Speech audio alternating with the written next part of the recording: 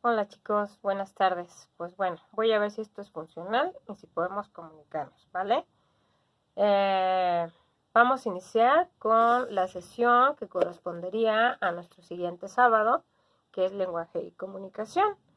Es un tema pues bastante interesante. Ya habíamos estado analizando la situación de lo que son las diferentes formas de percibir, de observar, de sentir. Pues en sí, la parte del lenguaje y comunicación es la parte fundamental del ser humano. La comunicación, pues es todo aquello que nos está siendo funcional para poder relacionarnos de manera intencionada con los demás. Desde que empezamos pues a crecer, que salimos del vientre materno, el ideal del ser humano es comunicarse, que los demás nos entiendan.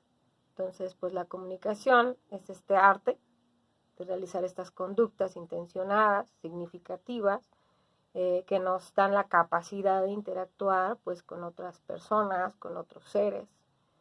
Esto se le llama a su vez el hecho comunicativo, es decir, estamos siendo o interactuando de alguna manera con otro ser humano, con otro ente vivo, ¿no? Esto es el hecho comunicativo. La necesidad de comunicarnos, repito, es desde que nacemos, desde que aprendemos a estirar los brazos y llamar la atención de otra persona. Y de ahí surge también pues el lenguaje, que es este medio que nos ayuda a comunicarnos por medio de signos codificados para que el otro pues nos pueda entender, ¿no? El lenguaje, por lo tanto, se convierte en una función mental que el hombre percibe para poder comunicarse, ¿no? Es decir, nosotros tenemos esa idea, esa necesidad de comunicarnos. ¿Cómo lo vamos a hacer? Pues por medio del lenguaje. El lenguaje, esos signos codificados que nos van a permitir, de alguna otra manera, pues el hecho de poder comunicarnos. Ahora, además de todo esto, debemos de tener presente que en la comunicación pues intervienen diferentes aspectos, ya que una es la parte de comunicarnos de manera verbal, como ahorita que ustedes me ven, que yo puedo transmitirles una comunicación, pero también está la parte del lenguaje escrito, es decir, cómo estos signos van a poder, voy a escribirlos y ustedes van a poder entenderlos, ¿no? De ahí viene como nuestros alumnos, en este caso, como docentes, como psicopedagogos, pues van a empezar a codificar toda esta información y van a poderla plasmar en un texto y entonces van a poder estar comunicando, ¿no? Ya que el lenguaje pues es nuestro principal medio, repito, de comunicación, pero pues no es el único, ¿no? Si recordamos tiempo atrás, pues los primeros seres humanos se comunicaron por medio de símbolos, por medio de dibujos, ese fue su medio de comunicación, ¿no? Entonces, el lenguaje pues va a actuar como un factor de estructura para regular esta forma de comunicarnos y de alguna otra manera del comportamiento social y de comunicación. Esto es en cuanto al lenguaje y a la comunicación. Por ahí también les estoy enviando algunas diapositivas muy prácticas donde les explico de alguna manera pues las teorías de la comunicación. Dentro de la psicopedagogía tenemos psicólogos como Piaget, y Piaget nos empieza a hablar de este proceso precisamente de cómo el ser humano se va a comunicar y cómo el niño empieza a tener este proceso de decir, pues quiero agua, quiero aprender, ¿no? Y cómo lo vamos a codificar nosotros como maestros.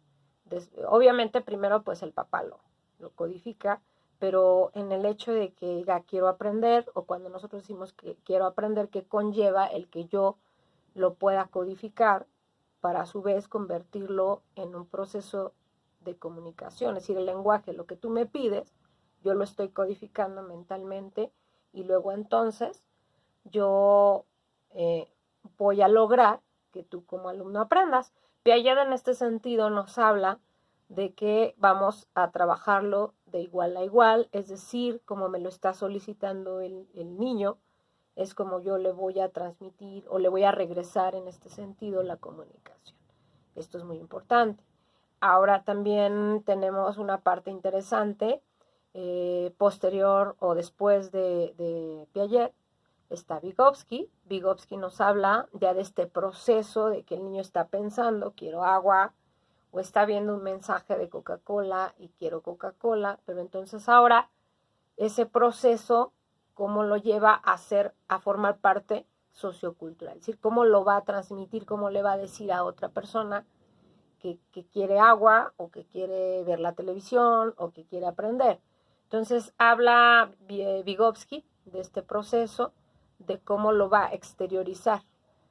Y al exteriorizarlo, pues nosotros, como psicopedagogos, le vamos a ir dando sentido a esta codificación.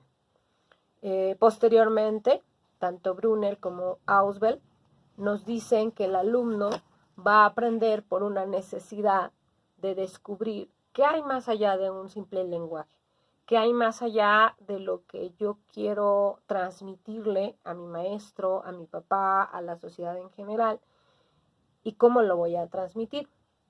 A veces, y ahí viene el problema o las situaciones en la cuestión de educación especial, cuando el alumno o el niño o el joven no es capaz de transmitirlo dentro de un esquema donde todos lo puedan codificar de la misma forma.